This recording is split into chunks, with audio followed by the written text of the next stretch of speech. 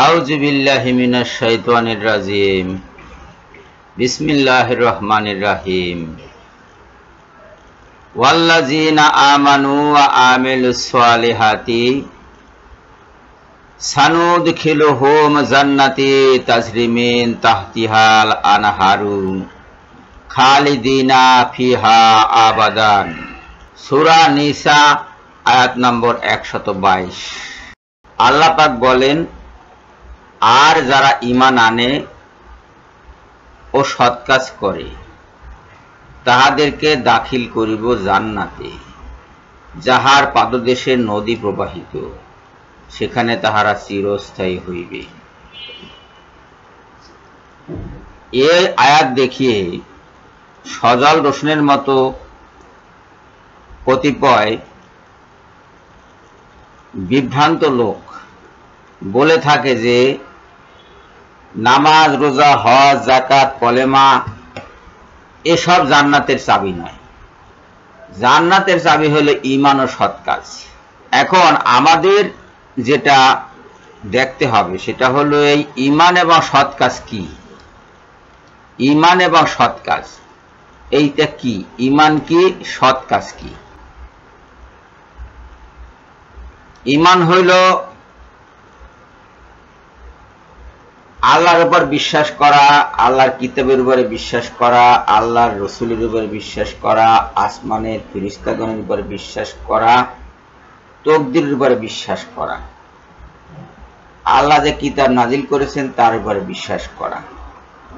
এগুলো হলো ঈমানের ভিত্তি, ঈমান। এবং এটার ঘোষণাটা কিভাবে হবে? ঈমানে মুফাসসিল এবং ঈমানে মুজমাল আছে, সেখানে সুস্পষ্ট ঘোষণাগুলো আছে।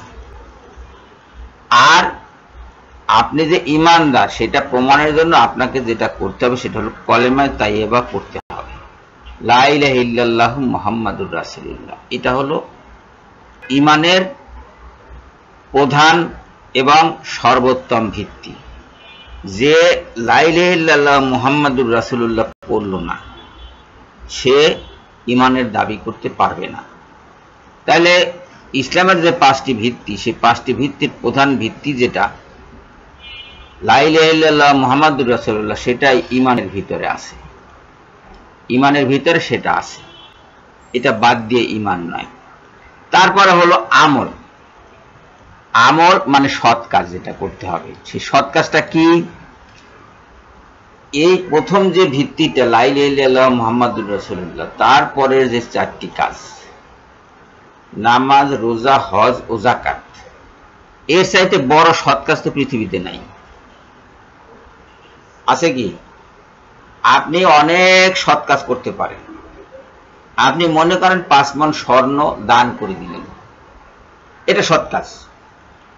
জান্নাতে যাওয়ার জন্য এটি একটি সৎ কাজ। কিন্তু নামাজ পড়লেন না, কলেমাটাও পড়লেন না, আপনার এই সৎ কাজ কি গৃহীত হবে? গৃহীত হবে না। যার ঈমান নাই সে সৎ কাজ গ্রহণ করতে, তার আল্লাহ পাক তার সৎ কাজ গ্রহণ করবেন না। তাহলে সৎ কাজের মধ্যে সবচেয়ে বড় সৎ কাজ হলো কলেমার উচ্চারণ প্লাস নামাজ পড়া, রোজা রাখা, হজ করা, যাকাত দেওয়া, এগুলো হলো বড়। অন্যান্য সমস্ত ভালো কাজ যা কিছু মানুষের কল্যাণে লাগতে পারে তার সবই ভালো কাজ, সৎ কাজ, সন্দেহ নাই। কিন্তু এই চারটা বাদ দিয়া অন্যগুলো বড় সৎ কাজ না। এর চাইতে বড় সৎ কাজ নাই এই চারটের বাইরে। এখন সজল রোশন বা তার অনুসারীরা বলে যে না না, ওগুলা সৎ কাজ না, ওগুলা সৎ কাজ না। কোনগুলো যে সৎ কাজ সেটা অবশ্য তারা বলছে না, কিন্তু আমরা জানি যে তারা সৎ কাজ বলতে কি বোঝায়। এখানে আল্লাহ পাক এই কথাটা যে তারা বলবে সেটা জানতেন, সেজন্য বলেছেন তোমাদের খেয়াল খুশি ও কিতাবীদের খেয়াল খুশি অনুসারে কাজ হইবে না। কাজ, সৎ কাজ কোনটি সেটা ওনারা যাই বলুন না কেন, ওনাদের ইচ্ছা মতো, ওনাদের খেয়াল খুশি মতো, কিংবা কিতাবী অর্থাৎ ইহুদি এবং নাসারা, ইহুদি এবং খ্রিস্টান, তাদের কথা মতো হবে না। আল্লাহ যা বলেন সেটাই সৎ কাজ, আল্লাহ রসুল যা বলেন সেটাই সৎ কাজ।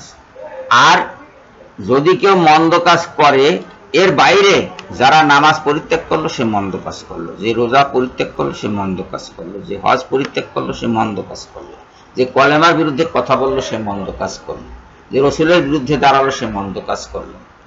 যারা মন্দ কাজ করবে তার প্রতিফল সে পাইবে এবং আল্লাহ ব্যতীত তার জন্য সে কোনো অভিভাবক ও সহায় পাইবে না।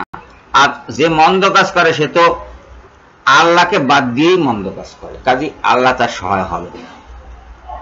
ভুলবশত যদি মন্দ কাজ করে সেটা ভিন্ন কথা, তার সহায় তো আল্লাহ থাকবেনি।